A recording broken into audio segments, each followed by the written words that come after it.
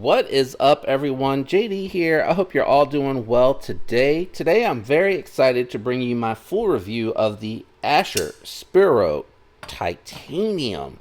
What we'll be doing today is going over knife specifications. We'll be doing some size comparisons to give you reference for the size, and then I'll jump in and give you my thoughts and impressions. Let's go ahead and jump into it. The Spiro has a 3.2 inch S35 VN blade steel, 4.2 inch titanium handles. Overall length coming in at 7.4 inches, and claimed weight is 3.2 ounces. Very lightweight EDC sized knife. Let's go ahead and check that weight out.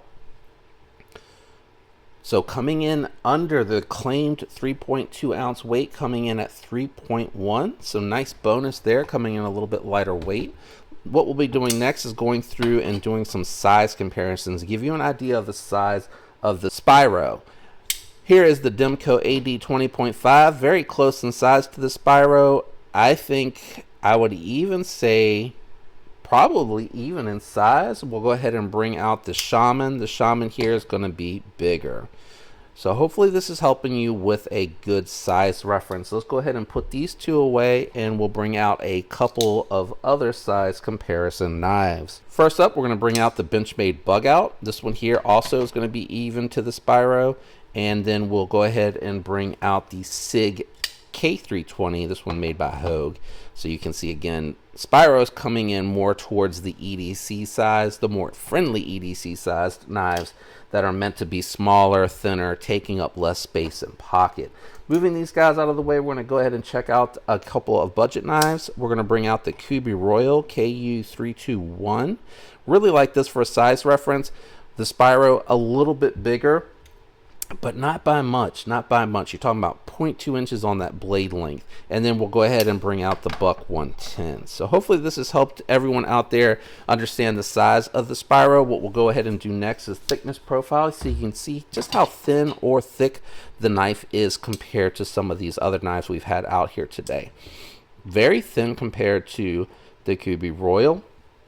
We'll go ahead and bring out the Demco AD 20.5. I'm going to call that even. We'll go ahead and bring out the Bug Out with the titanium scales, which are a little bit more contoured. And I would say that the Spiro, because it has the flat scales, has a slight advantage. So hopefully that has helped you with a size comparison. Let's go ahead and jump into the knife. The titanium frame has no milling. It's just very flat, and it has like a matte type finish, so it does have a little bit of texturing, but it is a little slick at the same time. This is not the factory scale. This is the Civivi titanium scale that you can get out on Amazon that's on here, and I think it actually does make it look a little bit nicer. It is a frame lock knife. It has about, I don't know, I'm going to call that about 30% lockup. Let's actually look at the lockup and see if we can tell. No, it's just too shiny to really tell. Well, while we're here, you can tell down in the washers you have phosphoronze washers with ceramic bearings, which gives this really nice smooth action. Really, really nice. Now, the thumb hole, while it is generous and it works really well for the reverse flick, which is how I primarily deploy this knife, the thumb flick is a little bit harder because I keep sliding off this pocket clip and landing onto the lock bar, which hurts for trying to get it open with the thumb. I've also found you can kind of do that little dig in thing and then push it out instead of kicking it up, and that'll actually work. And I just again slipped right onto the lock bar, so that's going to lead me into the next point. While the ergos on here are really fine, they're very neutral, it works okay, it is still a little small for larger hands, especially when it comes to getting into that lock bar. It is tight. It does dig into the fingers, and I'm sorry about my gross fingers. I've been looking at a lot of knives this week, so my hand has gotten quite the workout. But it is a little bit tight and a little sharp on that lock bar. I wish that they could knock it down just a little bit more, or I would say knocking it down just a little bit would probably be better, or maybe it's just leaving a little bit more material on this side, just having the swoop be a little bit more flat, not quite so deep into the swoop there. Having said that, there's no real sharp spots on the knife. No matter where your hand is landing, it works really well. It has a okay plunge grind on it. Actually, it has a really good plunge grind. That's right. This one has a good plunge grind. Getting my knives confused. So you can see here the termination stops right at the blade's edge, and if you're going on a stone and going straight up, not going to have an issue. And if you're using a guided system that comes in at a little bit of an angle, you're going to be away from the plunge grind with either one of those devices. The stonewash finish on here looks pretty good. Not quite sure who the OE is for Asher. I'm not 100% that I remember. I don't know if it's QB or if it's QSP. So that I'm not 100% sure on. The price point on this being right around the $100 mark for titanium and S35VN makes me think it's one of those two. And it's really hard to tell because I'm not sure which vibe I'm getting off of this particular knife. The grind on the blade's nice. You got a nice, pretty decently tall flat grind. It almost goes to the top of the blade, stops right in front of the thumb hole. And it is super thin, and it has a thin geometry to start out with. Jimping's a little far back. I wish they would have just gone all the way the length of the thumb hole. I think that would have been better. You're really back here when you're actually fully engaged with the jimping back here. I think that's just too far back. I think coming up a little bit would have been better for a little bit more work on the control, for a little bit more control on the work that you might be doing out on the tip of the blade. It has a pretty decent drop point. You do have to kind of come up high to get to the draw cuts, but it's not awful. Very comfortable if you need to get in and try to do any type of rope or strap cutting, so that works really well. This gives me and I might be going out on a limb here, but it gives me a very Ferrum Forge vibe. And that's not a bad thing. I think Ferrum Forge knives are very good looking. But one of the things about Ferrum Forge is they tend to do a very, very thin body. And my issue with that is that turns into a very tight lock bar access for me. And if I'm doing repeated cuts or I'm trying to do push cuts, that thinness when I'm trying to do that can create an issue. Having said that, it's not any worse than the Demco AD 20.5. We just had them out here and said that it's very similar. The difference with the Demco AD 20.5 is that it is taller.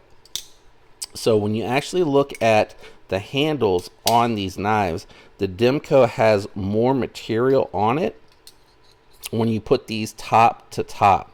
So you have more material going on out towards the tip of the hand. You see how much that's tucked in underneath of the blade when I'm laying them flat together. So you have more material around where the handle is. And I think because the fingers being longer there, that actually makes a difference where the Demco suddenly becomes more comfortable to use for long periods. Whereas here, I feel like I'm wrapped up a little bit too much. Now, it could be that the blade is secure. I'm just saying, like, from a comfort perspective on those push cuts, how it works.